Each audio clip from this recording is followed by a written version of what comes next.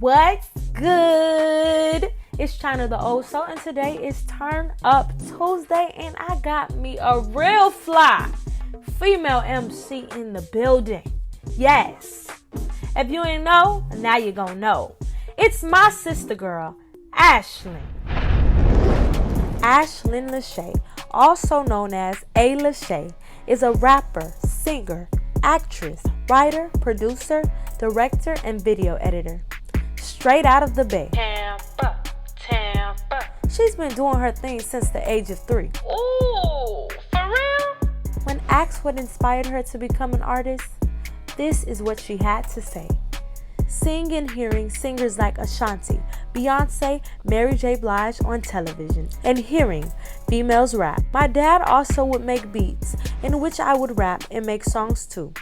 Her brand's goal is to promote true artistry and to go against the status quo of what society says music is. She stands for the artistic freedom and the embodiment of gifts God has given us. A quote A Lashae lives by is, "If you don't stand for something, you will fall for anything." Malcolm X. You can follow her on Instagram at arising_Ashlyn, Twitter at Charisma Ashlyn, TikTok Ashlyn_Lashae, Facebook Ashlyn Lashae, and Snapchat Charisma Ashlyn_7. Sit back, relax, and enjoy the combo. Sis, let them know what's up. What it is, what it ain't, it's China the Old Soul. And for Turn Up Tuesday, I got somebody special in the building. I got a female MC. Let them know who you are. Yes, hi everyone. Thank you so much, China. I am Ashlyn Lashae, aka A Lashae, and I'm so honored and thankful to be here. This is my first interview as A Lashae. I'm not high. I just got these shapes, and I promise they just, I just wanted to be dramatic. Yeah, and I'm just thankful to be here. Again, I'm Ashlyn Lashae, and yeah. Period. So I'm so excited to have you. This is your first artist interview, and we can make history together. So when you blow up, you can say, "Oh, I was gonna try to talk first. She interviewed me first." Yes. So when did you realize that rapping is for you, or as an artist? Because I feel like you're more than just a rapper. You're an artist. When did you feel like this passion was for you, and you knew you just had to go for it? So this might sound crazy, but like I promise you, since I was like a little girl, I know that's like the typical story. Oh, when I was a little girl, I wanted to be like Beyonce. But no, seriously, I always wanted to be not a rapper, but an artist. Like I remember like sitting, this is gonna be crazy, at like a jailhouse waiting for like my goddaddy to like get released, and I was like making up this song in my head, and I would literally, it was like, "I'm tired of you cheating on me." I was like 5-6 years old talking about, you know what I'm saying, like That's making up funny. songs like that because I heard it already. Yeah, and like even like when I was like 3 years old, 2-3 years old, I promise there's a picture of me with like a remote control in my hand, like, like singing, like reenacting music videos. And my dad, Lord rest his soul, he used to do beats, and like he had like this big truck, and he had like this sound system where he would have us, we could like, he'll make like fake, he'll play like the beats that he would make that he probably didn't take seriously, but he would like play it for us. And like we would be on the microphones in the back of the truck, like just making up songs. And I noticed how seriously I took it. Like I had this friend named Ladybug, and she would just be playing. I'm like, "Girl, give me the mic. I'm taking it seriously." Like even as like a little girl, like I would just like create songs. Of course, I didn't know how to write like that, but like I still would create songs, and I would just be creating these songs and like just freestyling and singing, and all since I was literally a child, like a toddler, seriously. So I feel like I've always taken it seriously. I know that might sound crazy, but I feel like I've always took it seriously, even as a little, like as a jit, as we say in Florida, like as a jitterbug. Ooh, like I've always taken it seriously, seriously, like since I was like a baby.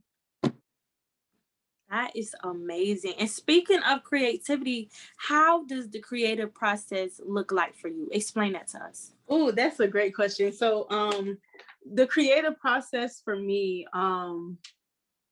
it varies. A lot of times, I'll talk about one creative process. So, a lot of times I get inspired by what I learned in school. So for example, like yesterday, I did this presentation in my acting class, and I presented this presentation on Dadaism. And Dadaism is like this thing of like anti-art, right? You know, and like absurdity and just going against what society says that art is, right? Like society says that music should sound like this, art should be like this, you should do this. And then it's like Dadaism went completely against that. And so I just started to like write this. It's like I came up with just something came to my head and I just started writing it, like, you know, and just from that whole conversation, like I just started to write a song or intro to a song just based off of that. Sometimes it might just be from a conversation. You know what I'm saying? Sometimes I might just think about something like a random like topic, like, oh, cheating. And I'm like, and I'll just start writing, you know, just come up with something from that. You know what I'm saying? Like that's literally the creative process. And then what I'll do is I'll record it on this app called Ferrite. And just to kind of get the sound, and like, you know, then all of a sudden all the other stuff will start to come. Like all the other like the beat, all that, the melody will start to come. Like, so it just depends. But I would say that it comes from like just talking like this. Sometimes I can like a word come and I'll just write down like on a piece of flashcard, and I'll just start writing a rap or writing something, and it'll just come like that. I hope that answers your question. Interesting. Yes, it did. So what I got from that is that you're inspired by life, like certain things in life, certain actions that you have, which is really cool because, you know, some people, they just go in and do what they got to do. We ain't going to talk about them. Some of them ain't that good. We don't talk about them, but that's what they got to do. So speaking of other artists, what artists specifically inspired you? Okay, so I used to be really crazy about Beyonce. I'm talking about this is before the social media beehive. I used to always be obsessed with Beyonce. I think everyone, well, I'm not gonna say everyone, but I was obsessed with Beyonce. Just her stage presence, her performance, her ability to get on stage and just give it to me. It just like Beyonce just gave it her all. Of course, I love people like Ashanti, you know, songbirds like that. Ashanti, Mary J. Blige, A. Marie, Amil Ray, Whitney Houston, Mariah Carey, who else, Jesus? Ari Lennox, you know, people like that, you know, like that's just so, like just songbirds, and Erykah Badu. But a rapper who Lauryn Hill, of course, Lil Kim, Nicki, Missy Elliott. That is somebody who I love growing up because her videos were just out of this world. Love Cardi B. But one person who I have to give credit for, as far as other than God, as far as the creativity, Azealia Banks. Wow. Azealia Interesting, because honestly, a lot of people don't like her. They don't like what she got to say. Some things she say is very questionable, but what I admire about her is that she's not scared to say it. She don't care who it is. Yes. She gonna say it. And you need people like that because you shouldn't be scared to express your true feelings. I mean, people start coming for her, but she's ready for that. I feel like that's so awesome. And going back to the Beyonce, I feel like as far as our generation, everybody had a little moment, you know. I had my little moment with the first album, you know, with B-Day. Like B-Day was that album. I feel like we all definitely had those moments. Like it's Beyonce. It's Beyonce. Right. Now the Beehive that's a different thing now. They'll get you together now. But I definitely know back then that it was just totally lit. So speaking of that, what motivates you to want to make music? Because I know some people, you know, they're just like, okay, I'm going to do this because I can do this. But do you really have like that drive and passion for it? Or is it just like, okay, I just want to do this because I can do this because I sound good? So that's a really good question. I love music. I've always loved music. Even before I knew about the you can make money from this. You know what I'm saying? Like I've always loved music. Like I don't know. Like I've always loved music. Like I used to read Dr. Seuss books, make up, you know, songs from that. You know, like serious. Like people might say this girl lying, trying to make her story seem so good. I promise. Like I don't know. Like that's why I think when people and this might be a long-winded answer, but like people might think, well, Ashlyn, why is Ashlyn doing music? But it's like, when I tell you, I've always been into music. Like I've always, like before mass comm, before acting even,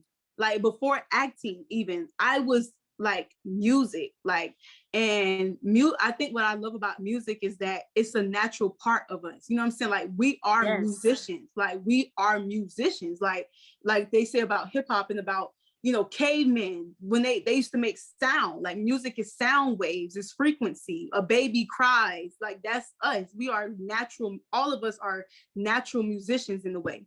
You know what I'm saying? And so, what was the question again? Because I'm gonna go. It's okay. You're getting passionate about it. Basically, yes. I was asking you what motivates you and how you as an artist, like, is it just passion or is it just like, I know how to do this? Because, you know, some people are very talented and they could just do it and they could put it out, but they don't really have the passion behind it. They're just putting it out because I can do this and I can make money, you know? So for me, initially, I feel like I did have a passion.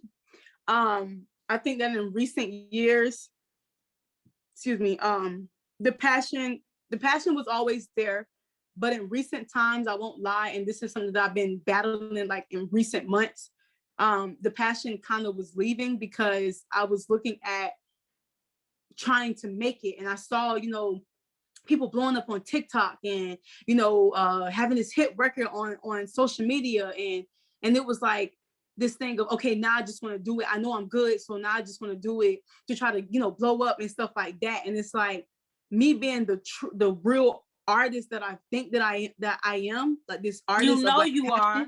That you know you are.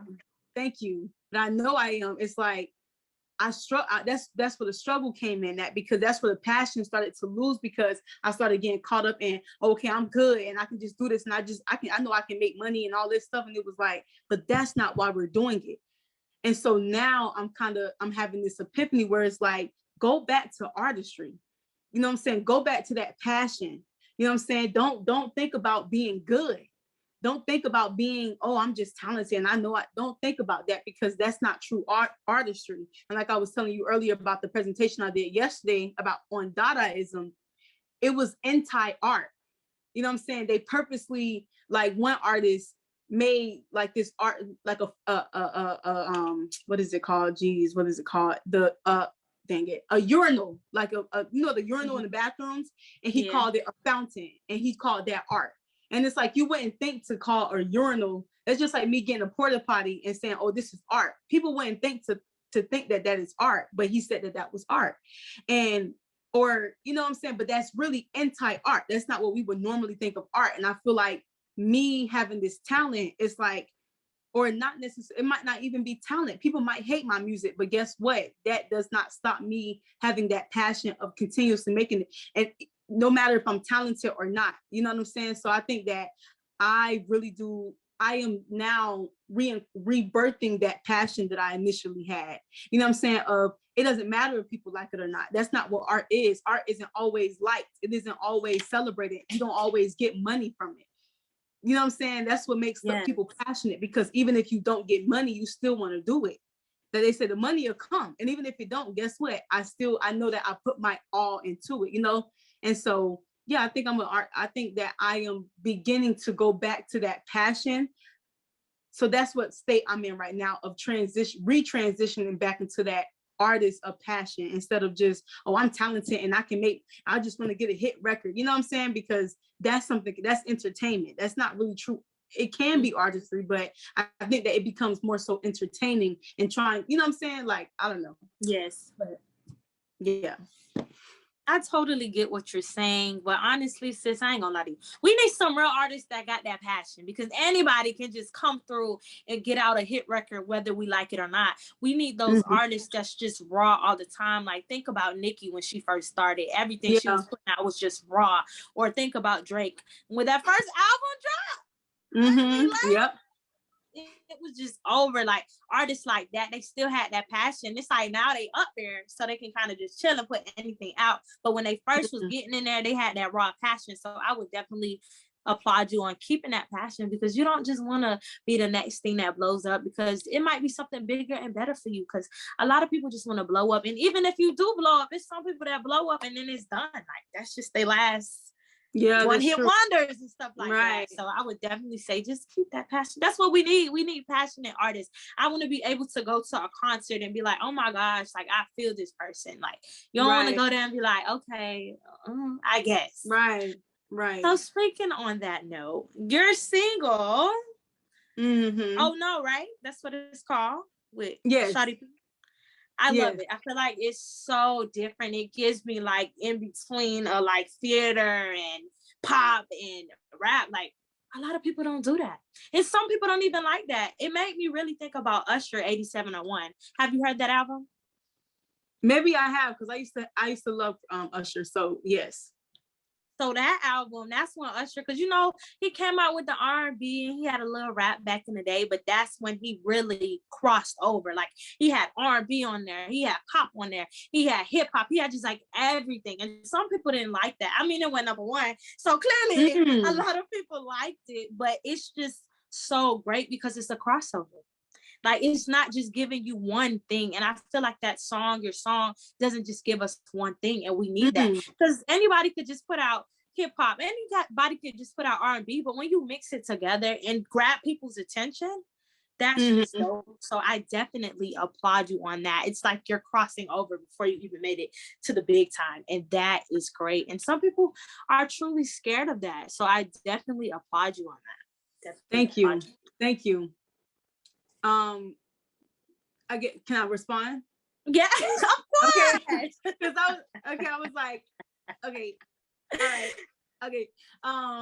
What song was on the 87? Because I love Usher. I don't remember album titles, but I know the songs. Like, oh, 8701 was You Don't Have to Call, You Got It Back. Oh, that's what I thought. It's when he had like the orange one.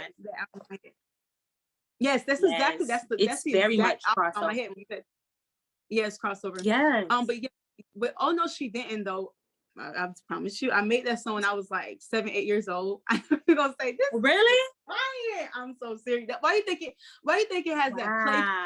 But not the literal, not the raps. Only the hook. You know what I'm saying? I wasn't rapping like I wasn't rapping like. Of course, I wasn't rapping like that at 7 years old. But that Oh No, She Didn't.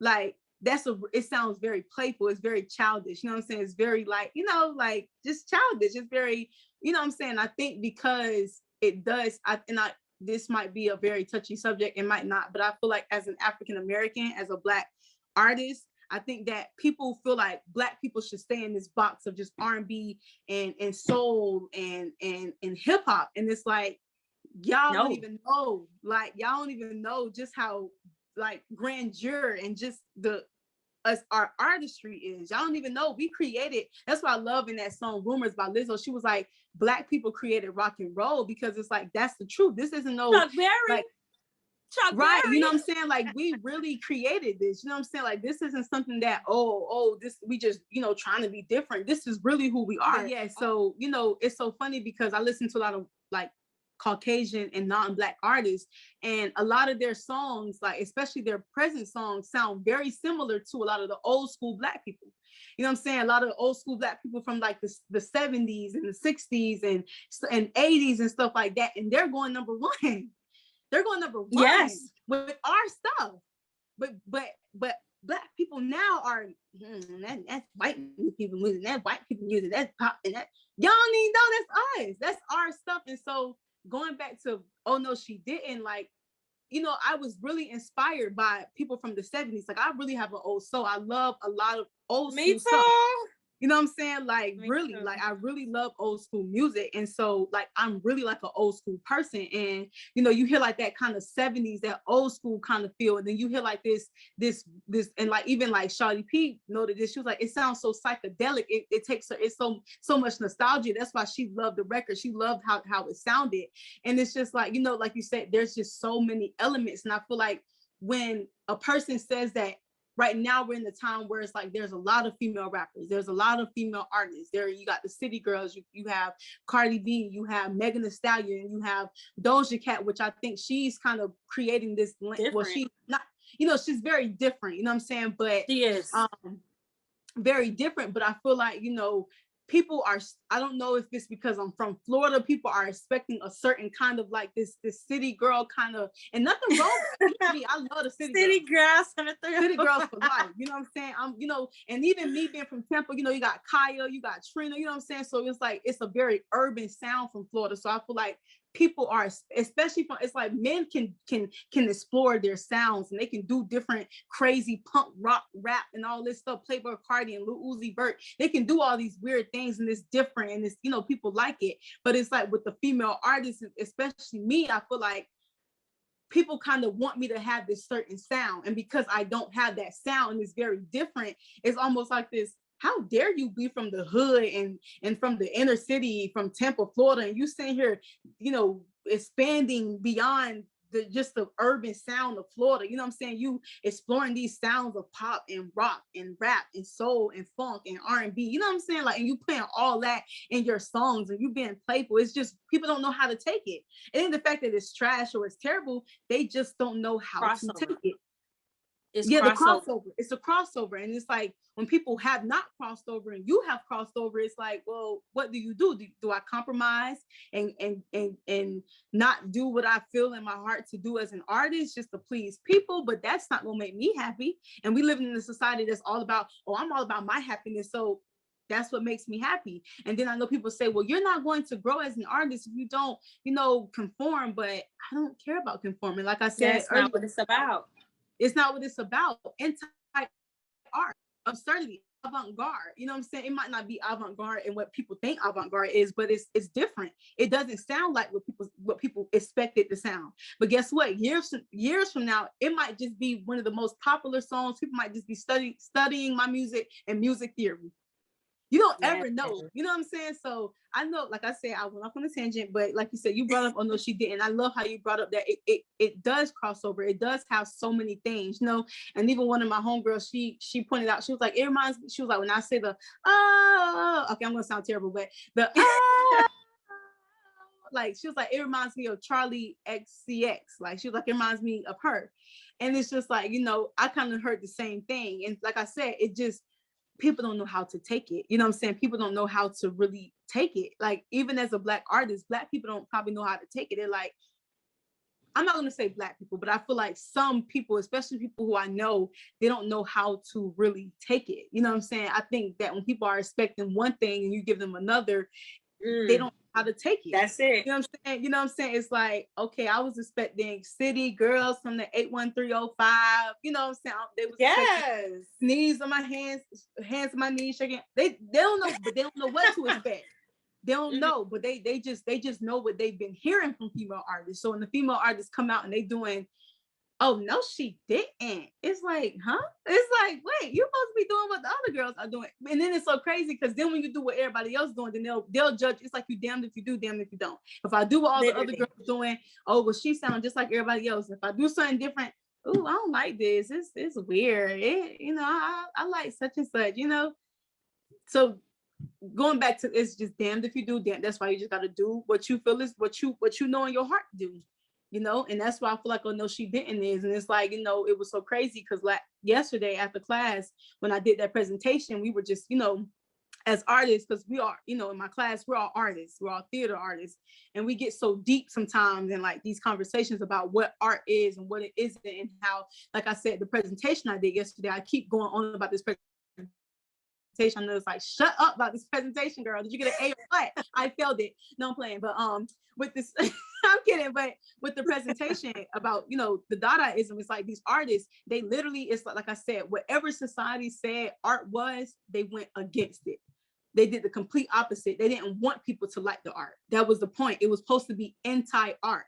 And so I think about, oh no, she didn't, about, people expect me to do this and I'm going to do the complete opposite. And it's like, after that, it's like, I won't lie, I begin to resent the song. I begin to resent my music. I begin to resent it. Don't do that.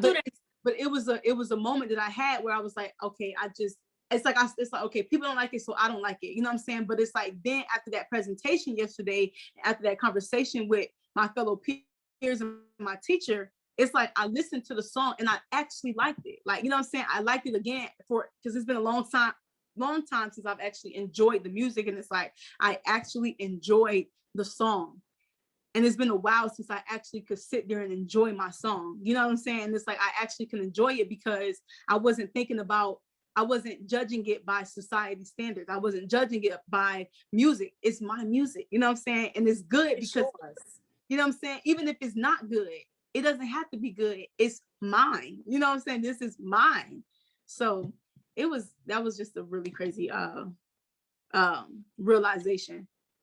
It's all good though, and like I said earlier, it's crossover, so everybody's not used to crossover.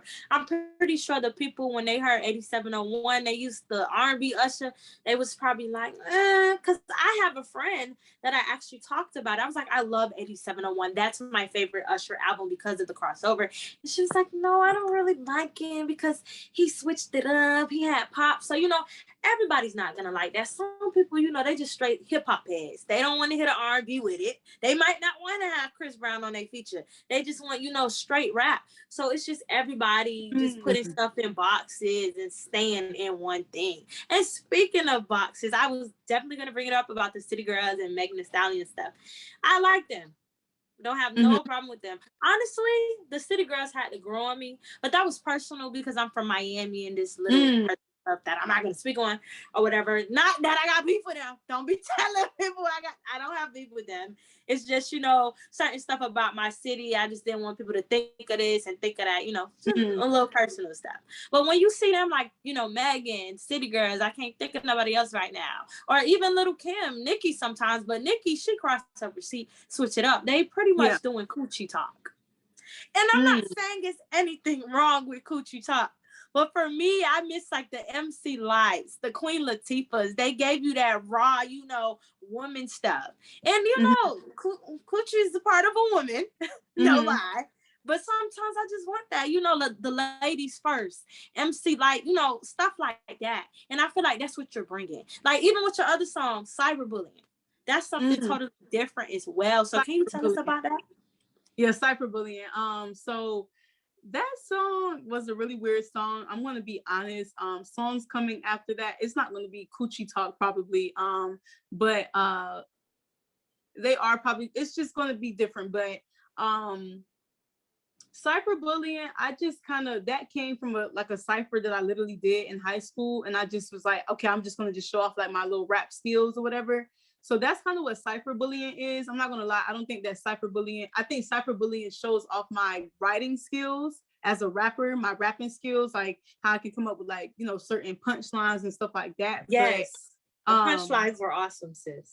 Thank you. But I think that I like cyberbullying. I think it shows off that, like I said, just that, like, can't nobody say, oh, Ashlyn can't write or Ashlyn's not a real lyricist. Like, do I think that I'm like the top tier? Yes, I do. I was gonna say no. Yes. No, I do. But yeah, can you know what I'm saying? Like a person can't just say, oh yeah, she can't. I can get in the ring with the best of them if I really wanted to. It's not about, I'm not gonna. Okay, yeah, but I feel like that's just me just being competitive and stuff like that, just being like just lyrical and showing off that, that I don't know, just the writing ability, like, I miss that in rap, like just rapping, like just going off. You know what I'm saying? No extra stuff. Even though I'm a very dramatic, animated person, I was just rapping on that. I wasn't even trying to be too animated. I was just rapping, just going. No hook, just going. So and I feel like sometimes you need that in the rap industry. You got times, I'm going to bring up Wayne because I feel like Wayne is still one of the GOATs. I mean, he been having his little, issues, but I'm going to leave that to the side for a minute.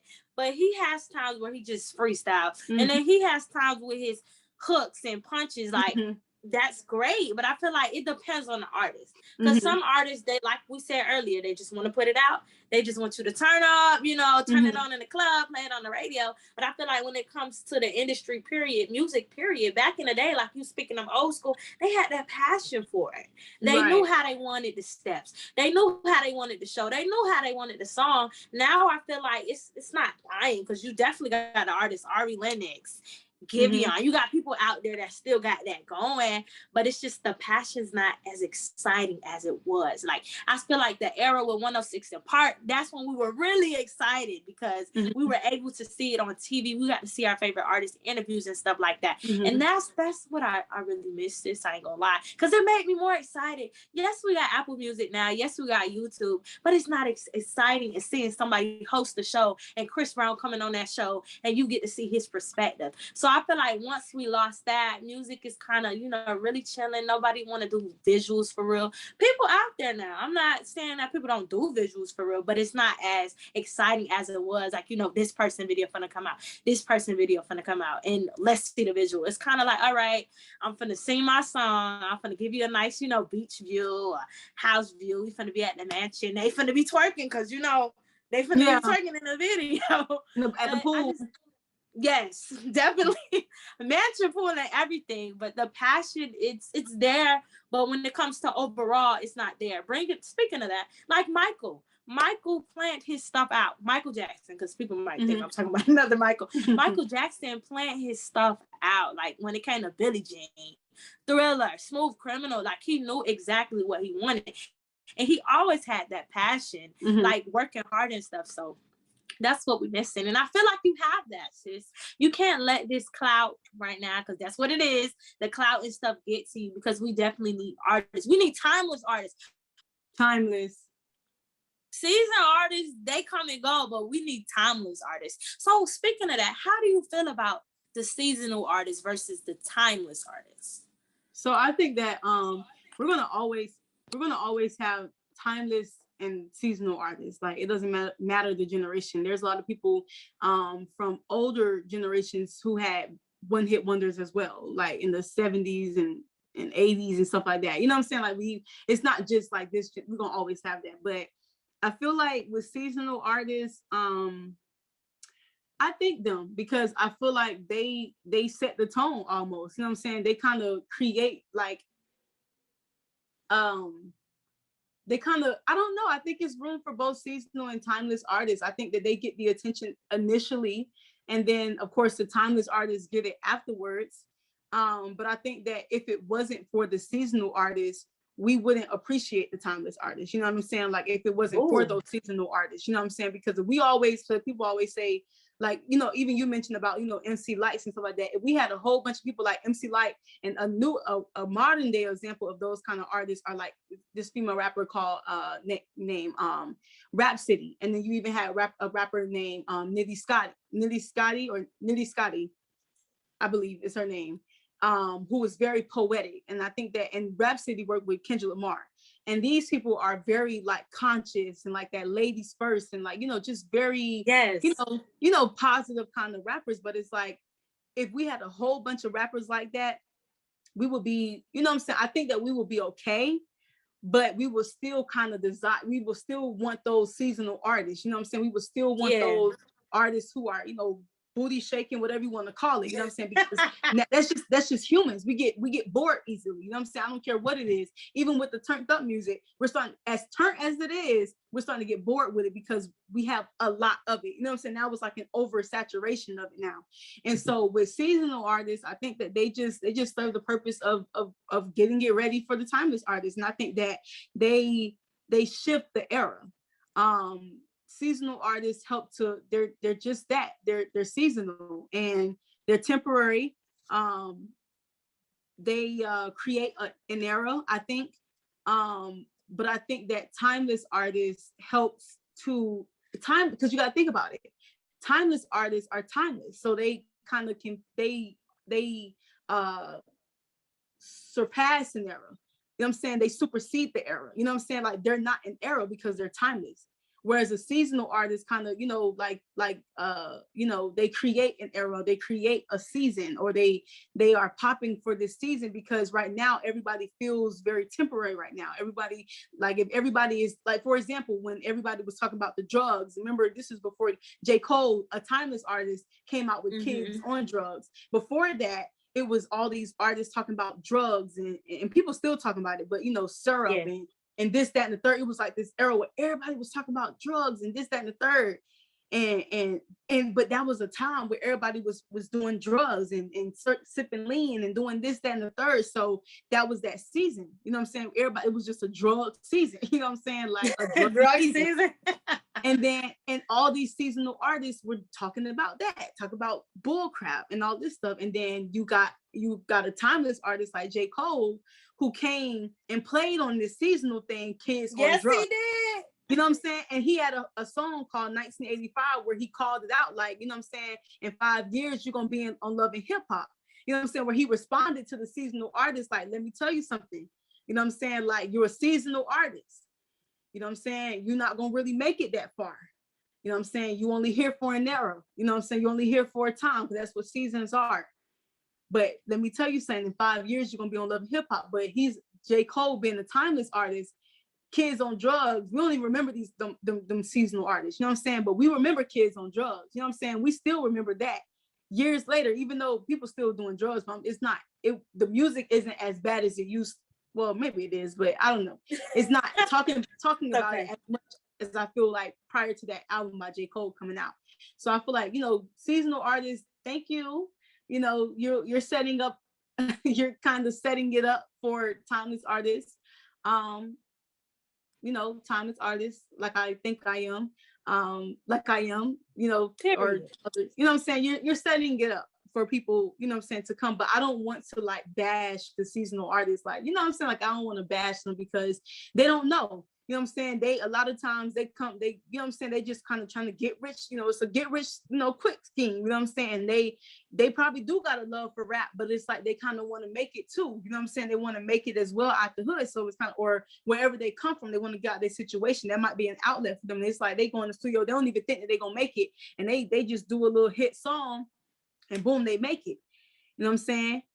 But I don't know. So like I said, I don't want to bash them too much, but I think that seasonal artists are just that. They're temporary, but they also have the potential to become timeless though, but they have to kind of, you know, probably like compromise some things to become that timeless artist. So yeah. Definitely. I definitely respect our seasonal or our one-hit wonders because they give us what we want. They create eras, I'll say. They create a time. They create that time to be, they create that time. Like, wow, they create the era. They create that, I don't know say they create the era, but they kind of create that time like that. Oh my gosh, that's what I was doing. They create that sense of nostalgia. Like, that's what I was doing. Oh man, I was in college. I was doing this. I was crying over that boy or that girl. Yeah, not the boy. You know, but as timeless artists, it's like, it's gonna be like, it's gonna always feel like you're experiencing it. You know what I'm saying? You're gonna for the first time. For the first time. Like, oh, their song is like, it's just timeless. It's like it can fit in any era, like any era, any time period, it fits. Whereas that seasonal is like, you only gonna think about that time. You know what I'm saying? They're gonna feel new. It's gonna be like, oh, that time. Or I remember that. You know what I'm saying? You can't, it's like you're not gonna re-experience it. You can reimagine, you can think about it, you can reflect on it, but you're not gonna re-experience. Whereas for the timeless artist, it's gonna feel like you're just listening to it for the first time again. You know? So yeah. Definitely I love this. A lot of wisdom. Love it. So speaking of J. Cole, since you brought him up, I truly love J. Cole. J. Cole come through. I ain't gonna lie. But he finessed though. He definitely finessed because he came out first with that party music. He established himself. Then he put the real out. So I respect him for that. What did you think about that? Well, you know, I was just thinking about J. Cole last night. You know, he actually, I think that the party music came to, like you said, I think he did use the party music to kind of like create that to get to that to reach that mainstream audience. And remember, that's when he had that whole thing with Nas, because Nas was disappointed because before the mainstream, he's always been a lyrical person. He had Friday Night Lights. He was always like, his underground stuff was probably just as lyrical as his stuff now. I'm so serious. I was literally just talking to myself about this last night. He's always been a very lyrical kind of conscious rapper. You know what I'm saying? I think that he wasn't as conscious as he is now, but he's always been that rapper. He used the mainstream to work out for me and all that stuff. That came after his underground stuff. He was on Jay-Z's Stars Born.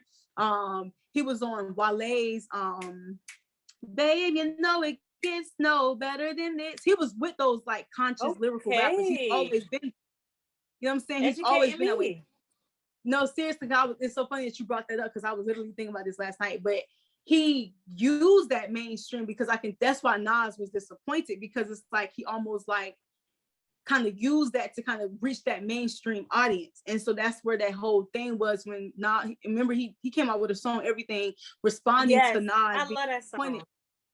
Right. And then he went back to being, you know, the lyrical J. Cole that he's always been. You know what I'm saying? Like he kind of went back to that, but he's always been that way. That's why Nas was disappointed, because it's like, well, dang, I kind of had faith in you in this new generation. Kind of fell into the trap of everybody else trying to reach his mainstream audience. And it's like when that happened with that Nas thing, that's when he kind of reverted back to being that more lyrical, and he became a lot more conscious and stuff like that. So he's always been that way, but I do think that he finessed, and I'm going to be honest too. He did finesse, and I think that with me, I'm also trying to finesse with Oh No She Didn't too, because Oh No She Didn't sounds really like I feel like out of all my other music, I think that this will be more of the universal song. I think it's going to be more the mainstream song. Yeah, the crossover song that's going to reach more people. But as much as I love Oh No She Didn't, and all my music, I feel like is a glimpse of who I am, because we are multidimensional people. So I feel like you said about crossover, about Usher, nobody's one dimensional. You know what I'm saying? Like you can explore different sounds. You know what I'm saying? You can have a gospel song and a song where you talk about breakups, and a song where you cursing. You know what I'm saying? I'm not saying to curse, but I'm just saying like people might say, well, I thought that they was doing, and I know I do this sometimes, but I thought that they do this kind of music. We're not one-dimensional people. We're multi-dimensional. So it's like you can't expect people to only have this one sound. That's just not realistic. You know what I'm saying? Like we are meant to be multi-dimensional. We are meant to be diverse and just have a variety of things within us, and that's how I feel as an artist. You know what I'm saying? Like when my sounds are going to be, you might just hear this kind of sound, you might hear a rock and roll sound. I'm not saying this is going to literally happen, but you're going to hear different sounds from me, because I'm not a one-dimensional person. Each song is going to show a different side of A Lashae. I love that. That is so awesome. And thank you for educating me about J. Cole, because I met J. Cole when he was, workout, the song with Trey Songz, Can't Get Enough. Mm-hmm. That's how I met him. So when he started switching it up on my end, I was like, oh, okay, J. Cole, like, come through. Like, I like to turn up music, but now you won't. So definitely thank you for educating me on that. And speaking of cursing, period. Speaking of cursing, how do you feel about that? For me, I don't have a problem with it. I just don't like it overdone, because I listen to Tupac. Like that's you know how Tupac is. Yeah, that is my favorite rapper. Mm-hmm. But it's some people that I feel like they just be cussing just to cuss, and it's okay for shock value. But if you cussing just to cuss, it's kind of aggy. So how do you feel about that? Yes, like you said, shock value. I think Beyonce does a great job with cursing for shock value, because when Beyonce first came out, she didn't really used to curse like that. Like how she is now, where she curses every other sentence. She didn't used to curse like that. That's why I think she's still kind of, and I think it's strategic. Michael Jackson didn't curse. It's strategic because it's like you said, it creates that shock value. I struggle with cursing. To be honest, I think not struggle, friend. Seriously, I used to curse like a sailor. I really did. So now I feel like I try not to curse. I do sometimes slip up and curse. I'm not gonna lie. But growing up, my mom used to try to not have us listen to music with curse words in it. And it's so crazy because you would think that as an adult, I would be rushing to listen to like dirty music, but I don't know. Even as an adult, it's hard to like listen to. It's like I had to be in a certain mood to listen to songs where it's just curse, because the way I grew up, I didn't really listen to a lot of that. I listened to raunchy music, but my mom tried to make sure that she either told us to close our ears, turn the music down, get the clean version, and stuff like that. But I think that sometimes you got to let it out with curse words. Sometimes if it's necessary, like you said, if it's necessary. Of course, you have artists who are just rated R. They can't help it. They just gonna curse. But I know that I'm not that kind of artist. I'm not that artist who's gonna just be cursing, just to curse, but I do think that it might be moments where there may be moments where I do just kind of just let it out, and it, hey, it's just gonna, hey, bleep, you know what I'm saying? I'm just gonna just let it out type thing. So I do think that those moments are going to most definitely come of cursing. I think that if it's necessary, then yeah, but it's art. I can't tell nobody, oh, don't curse. No, it's not, you know what I'm saying? That's not what you do as an artist. I love Azealia Banks, who she be, oh my God, she be saying the craziest cuss words. So yeah, I go off on a tangent a lot, so please forgive me if I, It's okay. It's the passion. The passion is definitely there. And when it comes to like swear words or cursing, like I said earlier, I don't have a problem with it. I just feel like some people just need to chill a tad bit, because some songs you can do without it. Like some people literally just be saying the B word just to say the B word. Like, and that is so crazy. And speaking of the B word, how do you feel about men rappers versus female rappers using it? How do you feel about that? I think that women use it as a form of empowerment. Like, oh, I'm a bad. Hold up. Okay, I was kind of lagging a little bit. I think that women use it as a form of empowerment. Like, oh, I'm a bad B, or I'm that B. You know what I'm saying? Whereas men use it as a degrading kind of thing. Like, oh, these just love me. These just, like, they use it. Men use the B word to degrade, and women take it and reclaim the power when they use the B word. I think female rappers, they take it to reclaim. And female rappers can also use it to, like, I don't really think that we use it to degrade, but I think it's like, you just think, see me, you know what I'm saying? It's almost like a different kind of just versus I'm that, So it just depends on the context. Like, but I do think that men tend to use it in a very degrading way. You know what I'm saying? Because it doesn't give the women an identity. You know what I'm saying? It's like, you chiz, you bees, like, y'all ain't women, y'all bees, So speaking of that, the B word situation, I'm not gonna say it because my mom's gonna watch this. The B word situation, you have somebody like Tupac, and then he has a song. I can't think of. Forgive me, Tupac. You wonder why they call you. Thank you. Thank you. I feel like he pretty much explained it in there, because we got to keep it 100. It's some people that are that, and there's some people that are queens. Unfortunately, we had that. We have some thoughts in the industry. I was gonna say the other word, but we have some thoughts out there. So how do you feel about that song in particular? How he's explaining, like, I'm pretty much calling the B words out. I'm not calling you queens out.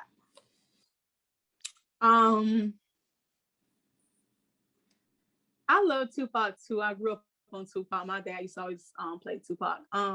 But me being older, thinking about that song, I want to call it misogynistic in a way. I do want to call it misogynistic. Like, I get it. Like, I get why he's saying, oh, you wonder why they call you BITCH. But I feel like even a queen can become, because I'm not sure if you ever saw this meme. This is meme or this tweet that was like, it was like, queen is just the B word in the head wrap, like in the Kente head wrap, and it was funny because it's like, even though a person might view me as a queen, I can always become a B word, depending on a man's standards. You know what I'm saying? Like, I might be a queen all day long because I don't do all the things that Tupac listed in his song.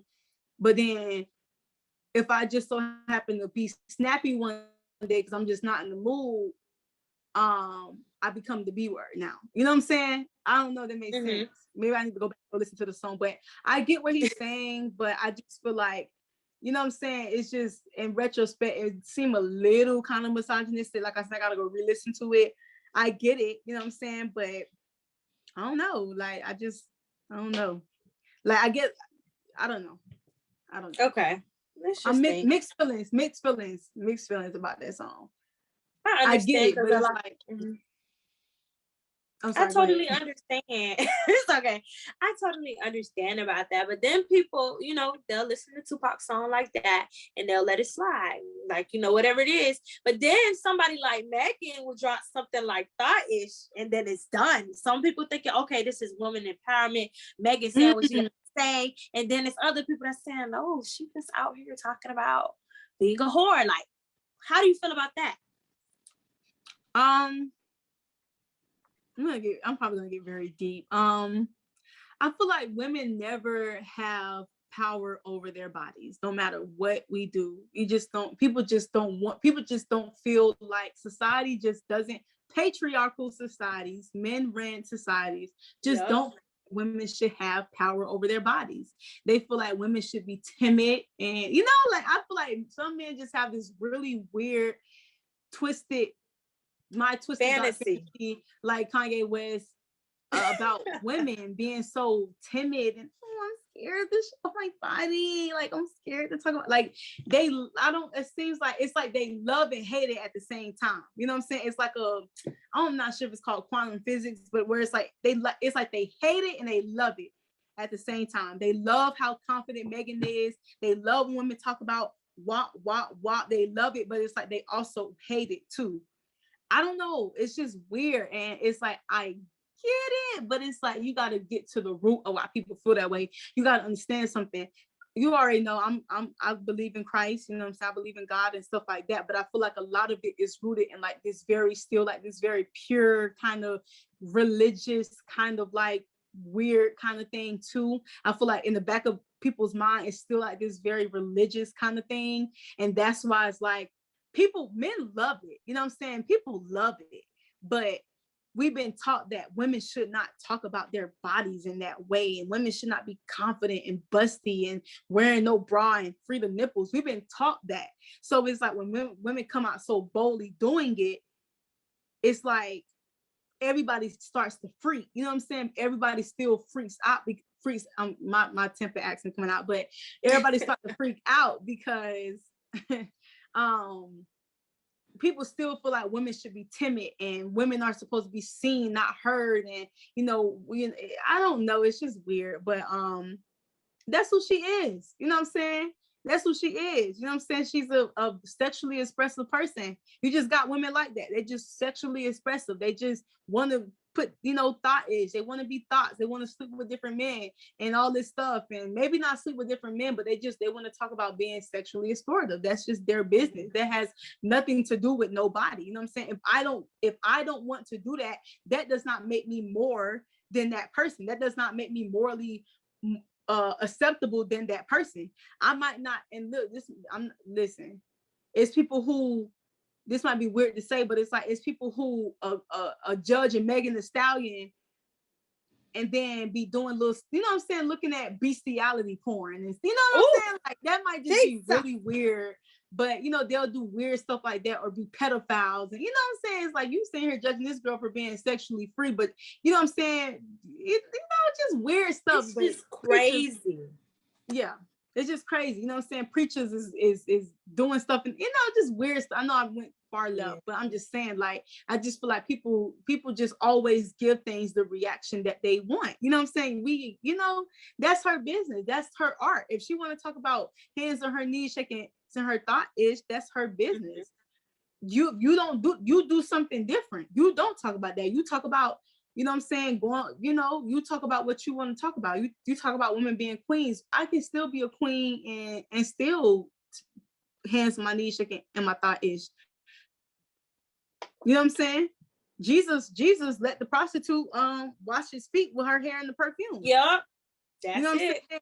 I'm not saying Megan Thee Stallion is a prostitute, but it's just like, let's talk about it. You know what I'm saying? Like, let's stop acting like, oh, he just hates the That's, I don't know. Like I said, when I think about okay, my girl. mind, y'all, this is my artistic process right here. It be all over y'all. So y'all gonna be like, what is the point, girl?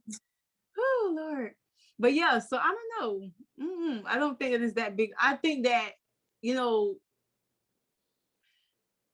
she doesn't speak for all women. You know what I'm saying? She speaks for, that's just her reality. That's what she does. And guess what? Sex sells.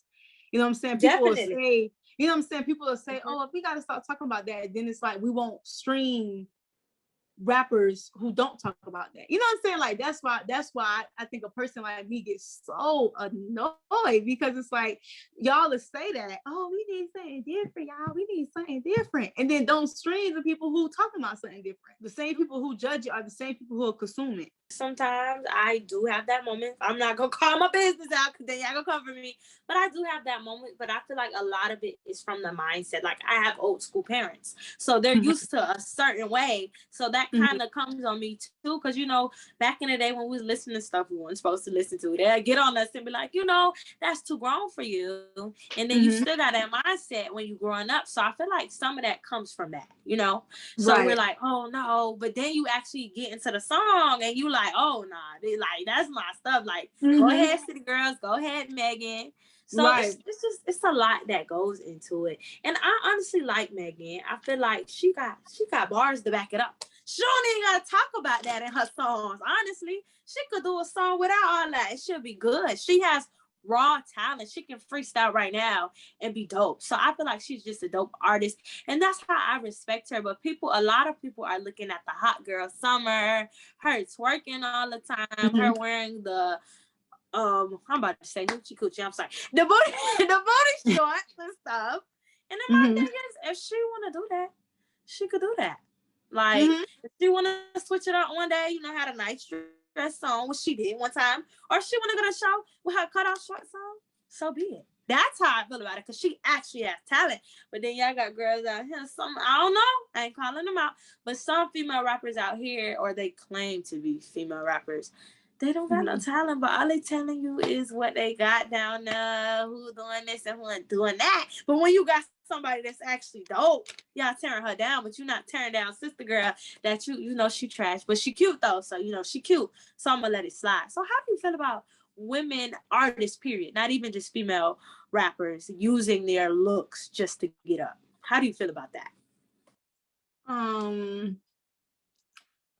I don't really know if I care that much about that.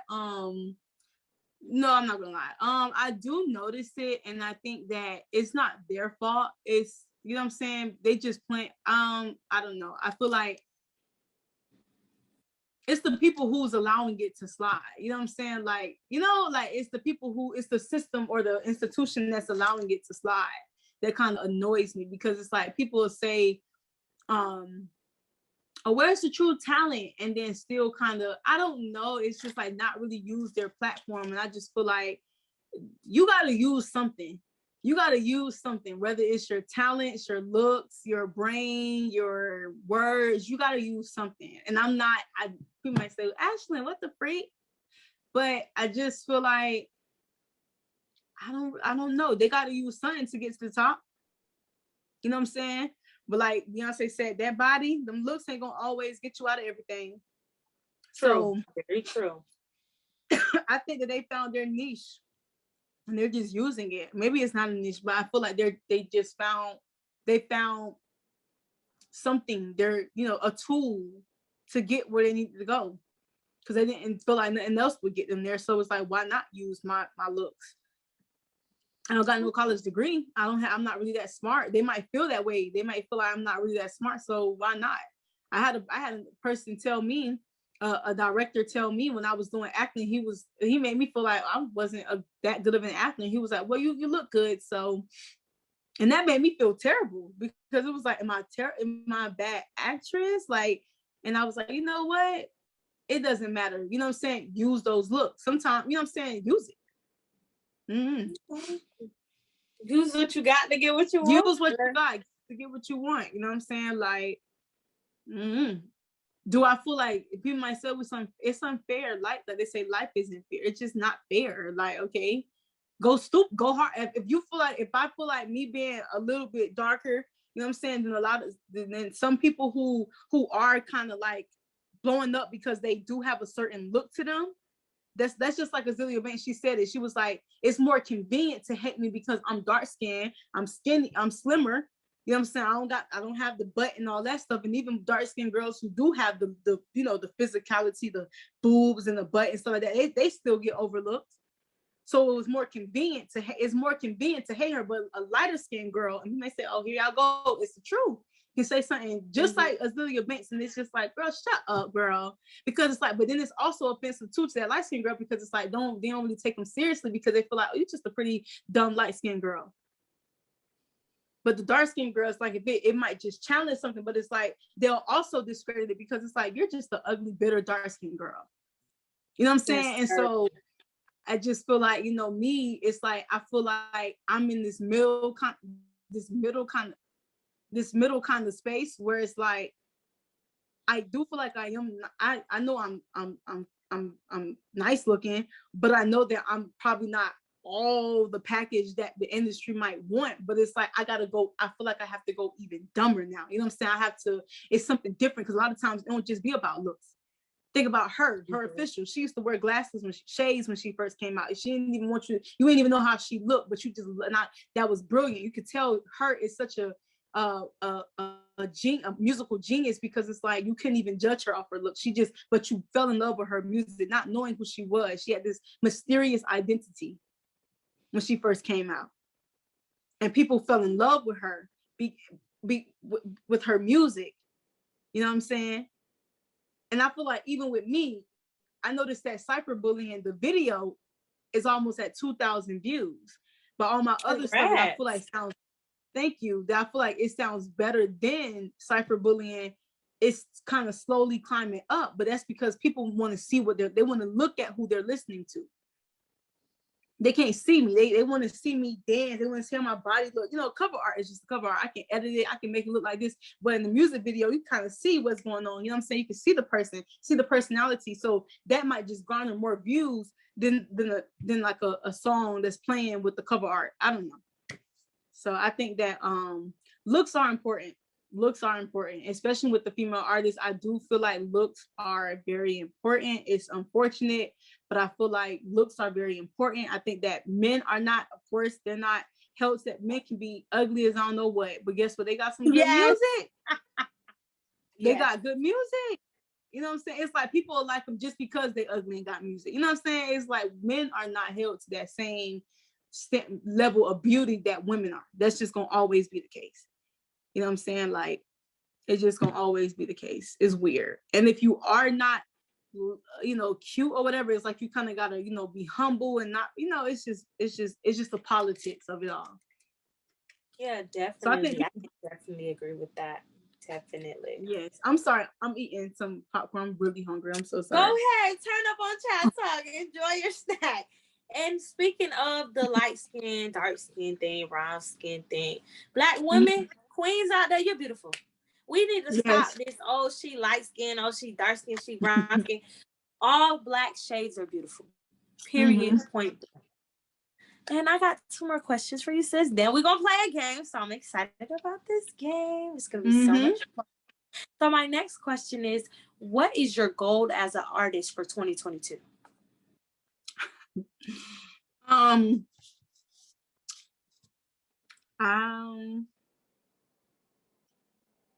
My goal, trust the process. My goal is to trust the process. And trust the process. Trust the process. I just don't know what else to say. Trust the process and this might make them regret. I ain't really about making people regret, but I don't know. I just trust the process and go stupid. Go stupid. Like give it like leave it on the stage. Leave it all on the stage. Leave it all on the stage. That's my goal. Leave it all on the stage. Whatever happens. Don't look at the views. My goal is to leave it all on the stage. That sounds very, very abstract because it is, but it's a personal thing. You know what I'm saying? I would say, you know, hit a million views on at least one of my music videos by the end of 22. That's a more tangible, a more concrete goal to garner over 10K views on the music video. I'll say that. I'll give a concrete. So my philosophical goal is to leave it all on the stage, and my concrete goal is to reach or to surpass 10,000 views on at least one of my music videos that I'm going to release next year. Okay, great goals. So coming to the last question. Okay. What advice would you give to those who want to be in your shoes? People want to be in my shoes? Yes, we do. Oh, I gotta start thinking bigger. Advice, trust the process. No, trust the process. It's your journey. I'm trying to give a real authentic answer.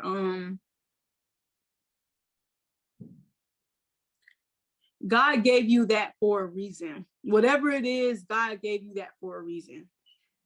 And don't give up on it just because people can't see it. Just because people don't see it, just because people don't believe it. They didn't believe Noah before he got on the ark. You know what I'm saying? They didn't believe it was going to flood. You know what I'm saying? They thought he was foolish. They didn't believe Moses. They didn't believe Jesus. So God gave you whatever is in your spirit. You can't shake it. You be up at night thinking about it, daydream about it. It's in your heart for a reason. It's not leaving you for a reason. It's stuck with you because that's your, whatever it is, that's your calling, that's your purpose. Don't try to shake it. Don't bury it. I'm gonna get preachy, but not preachy, but biblical, but don't bury that gift. Don't bury it. I don't care if you get 0 views. I don't care if people don't watch it, people don't support it. Don't bury that gift that God gave you. Keep going. Trust it. And it's in you for a reason. And until you do it, you're going to be miserable trying to avoid it. That's my advice. What is goody in your hoodie? It's China the Old Soul. And you already know I got my girl Ashlyn A Lashae in here. And we're about to play a game. I have a list of 10 songs for her from different years, different eras. And she has to tell me what year these songs came out. And no, I'm not gonna play her and just let her guess off the top of her head. I got the options right here. So it's up to her to choose wisely. So let's see. You ready? Yes. Yes, ma'am. So you think you're gonna get 10 out of 10, or how you think you're gonna do? I'm hoping for at least my favorite number is 7 out of 10. Okay, let's see. So the very first song is If You Think You're Lonely Now by Bobby Womack. The years are 1979, 1981, or 1985. Okay, say the first two again. It was 79 and 81, and then the last one's 85. I'm going to say 1979. Wow. No, sis, it's 81, but it's okay though. Michael jumped off the wall in 79. I was thinking either 79 or 81, but I knew it wasn't that last one because I'm like, by that time, the music was starting to change. But okay, 81. And speaking of Michael, that's who's next. That's my fave. If you don't already know, that is my fave. PYT by Michael. We got 82, 89, and 1990. Okay, you had 82, 89, and 90, and 1990. I'm talking about 90. Okay, so you just said Off the Wall dropped in 81. So no, dropped in 79. Dang. Okay, so give you a hint. It's the Thriller. It's on Thriller. This is Jerry Curl. Thriller. This is Jerry Curl, Michael. Okay, it gotta be 82. Yeah. Okay. Dang. Shout out to the Moonwalker. She got it right. Period. I'm like, this Jerry Curl, Michael. This before Pepsi. Yes. He had the lion. The tiger. He had the tiger. The tiger. That's yes. With that suit with the black. I know the white. Yes. White. Love that. We love Thriller. A black man breaking world records. We love to see it. Yes. Mm-hmm. So the next one, we're going to the 2000s now, is Lil Wayne Hustler Music. Okay. We got 2005, 2008, or 2010. Who? I'm gonna say 05. I might be wrong. I'm gonna say 05. Yes, 05. That's when Ray was growing the hair. He was Yep. still growing in a little bit. Yep. It wasn't as long as Tunchi. Yeah, 08 and 2. That was kind of like 08 was like the birth-ish of Tunchi a little bit. That was Young Money era. So I'm gonna shut up now. Girl, don't shut up, keep going crazy. So the next one, I love him. I love me some reggae. This is my Jamaican husband. No Letting Go, Wayne Wonder. We got 1999, 2000, or 2002. Oh my God. Y'all up. Okay, so 2000. How old was I? I was like 2 years old. Okay. I'm gonna say 02. Okay. Miss Yeah. Lashae got this. Okay. Yeah. Yeah. Okay, the next, song. I don't know about you, but I love me some TLC. And this song is off of my favorite album, Crazy Sexy Cool. The song is Creep. And the years we have is 92, 95, or 94. I might get this wrong. Okay, hold up. 90. Okay, so 92, 94, or 95? Yes. 94.5. Okay. What? Pick one, 4, 5. I'm gonna say 95. 94. But it's all good though. Okay. It's all good. Can I get half a point? Can I get half a point because I did this? I'm down and she needs half a point. I'm putting half. So serious. For real. Okay, so the next song is more modern. I believe we were both in high school at the time. It's by one of my faves, the GOAT, K-Dot, Kendrick Lamar, King Kunta. We got 2012, 2015, and 2017. Okay, 2015.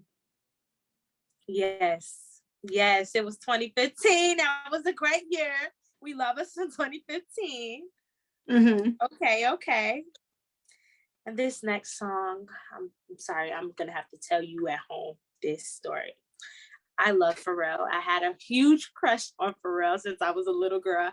I thought he was fun to wait till I grew up to marry me, but clearly he got a wife and a kid, so he didn't wait for me. But this next song is Fronting, and the years are 2000, 2003, or 2008. 2003.